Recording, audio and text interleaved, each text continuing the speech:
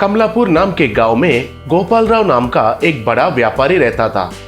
वो बहुत लालची था, हर चीज पैसों से ही जोड़ता था।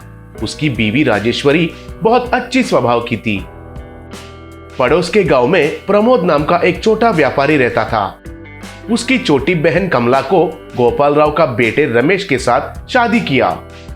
शादी के बाद पहला त्योहार के लिए अपने बहन और बहनोई को आमंत्रित करने के लिए प्रमोद कमलापुर गया।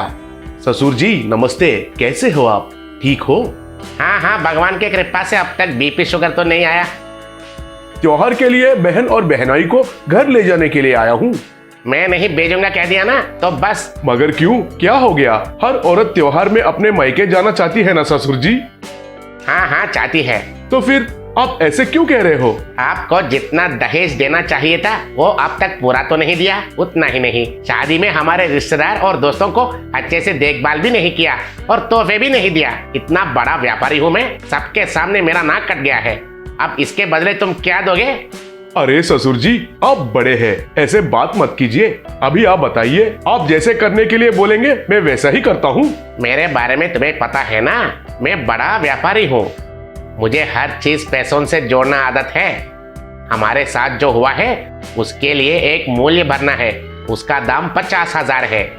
तुम वो देकर अपनी बहन और मेरे बेटे को त्योहार में लेके जाओ। हाय राम ससुर जी, थोड़ा कृपया दिखाइए। उतने पैसे मैं अभी के अभी कहां से लाऊंगा? मेरा व्यापार के बारे में आपको तो पता है ना। वो तो आपका समस्या है। अगर बहनोई साहब होते तो ऐसा बात नहीं करते थे। नहीं, वो मैं जो कहता हूँ वही सुनेगा, उसमें कोई डाउट नहीं है। एक बार मैं अपनी बहन से बात करना चाहता हूँ। दुखी मत हो कमला, मैं कुछ ना कुछ करके जो तुम्हारे सासुर जी पूछ रहे हैं वो देकर तुम्हें ले जाऊंगा। सब देख रही हूँ प्रमोद जी, तुम्हारे ससुर जी के बारे में पता है ना तुम्हें। मैं वो पैसे देती हूँ, तुम जाकर उन्हें दे दो।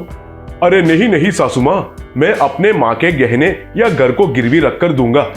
रमेश, अकेले आए हो? बहन कहाँ है? उनकी शादी में हमने अच्छे तरीके से मर्यादा और दहेज नहीं दिया है कहकर बहन के सासुर जी पैसे डिमांड कर रहे हैं। पैसे नहीं दिया तो बहन को नहीं भेजेंगे कह रहे हैं। मैं तो पिताजी से बात करूंगा कहकर आ गया।